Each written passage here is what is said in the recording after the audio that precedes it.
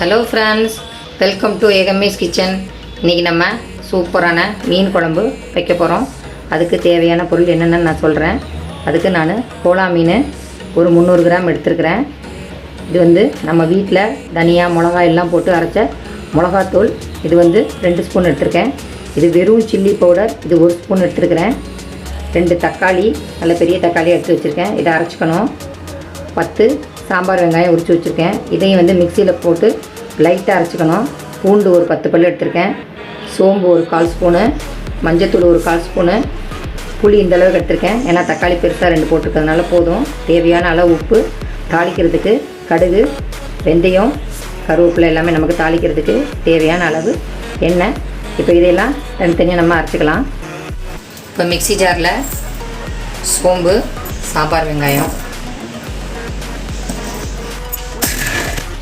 இந்தளவு அரைச்சிட்டா போதும். இப்போது தக்காளியை அரைச்சிக்கலாம். இந்தளவு அரைச்சிக்கோங்க. ரொம்ப நைஸாக வேணாம், இந்தளவு போதும்.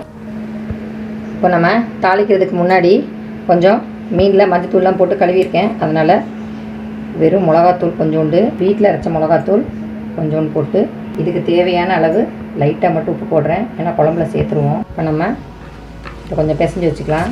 ஏன்னா அப்போ தான் மீன் நல்லா ஊறும். நல்லா உப்புலாம் அதில் சார்ந்துடும். நம்ம குழம்புல போடும்போது நல்லா மீனில் ஊறி நல்லா சூப்பராக இருக்கும். இந்த மாதிரி நமக்கு பிசைஞ்சு வச்சுக்கோங்க. இப்போ நம்ம குழம்பு தாளிக்கலாம். ஸ்டவ் ஆன் பண்ணிவிட்டு இந்த மாதிரி ஒரு பாத்திரம் வச்சுக்கோங்க. வச்சுட்டு தேவையான அளவு எண்ணெய் ஊற்றிக்கோங்க. நல்லெண்ணெய் இருந்தால் நீங்கள் நல்லெண்ணெய் கூட ஊற்றிக்கலாம், வாசனையாக இருக்கும். நான் ரிஃபைண்ட் ஆயில் தான் ஊற்றிருக்கேன். எண்ணெய் காஞ்சிருச்சு. கடுகு ஃபஸ்ட்டு போட்டுக்கோங்க. கடுகு பொரிஞ்சோடனே வெந்தயத்தை போடுங்க. ஏன்னா ஃபஸ்ட்டே வெந்தயம் போட்டிங்கன்னா கருகுச்சுன்னா கசப்பு எடுக்கும். வெந்தயத்தை போட்டுக்கோங்க.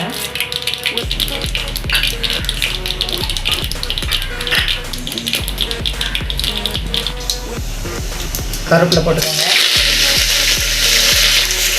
அதுக்கப்புறம் பூண்டு போட்டுக்கோங்க. பூண்டு வதங்கிடுச்சு. இப்போ நம்ம வெங்காயத்தை போட்டுக்கலாம். வெங்காயம் வதங்கிடுச்சு. இப்போ நம்ம தக்காளியை ஊற்றிக்கலாம்.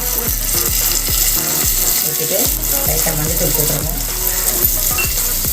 போட்டு நல்லா தக்காளி பச்சை வாசனை போகிற வரைக்கும் வதங்கட்டும். இப்போ நமக்கு தக்காளி பாருங்கள் நல்லா வதங்கிடுச்சு. எண்ணெய் பிரிஞ்சு மேலே வந்தோடனே நமக்கு இப்போது சில்லி பவுடர் போட்டுக்கோங்க. அதுக்கப்புறம் நம்ம வீட்டில் அரைச்ச மிளகாத்தூள், தனியாக எல்லாம் கலந்த மிளகாத்தூள் போட்டுக்கோங்க. அந்த புளியை நான் நல்லா கரைச்சி வச்சுருக்கேன். 500 மில்லி தண்ணி ஊற்றி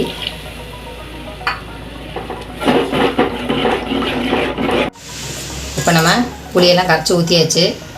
இப்போ இதுக்கு தேவையான அளவு நம்ம உப்பு போட்டுக்கலாம். நல்லா கொதித்து ஒரு 10 நிமிஷம் கொதிக்க விடுங்க.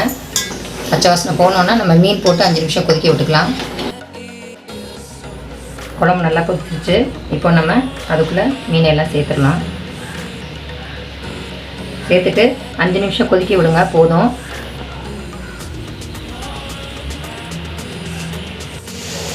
பாருங்கள் நல்லா எண்ணெய் பிரிஞ்சு மேலே வந்துச்சு. இப்போ நம்ம குழம்பு அழகாக இறக்கிடலாம். மீன் போட்டுட்டு கிண்டாதீங்க, நல்லா வெந்துடும். இப்போ நம்ம ஒரு பவுலில் ட்ரான்ஸ்ஃபர் பண்ணிக்கலாம்.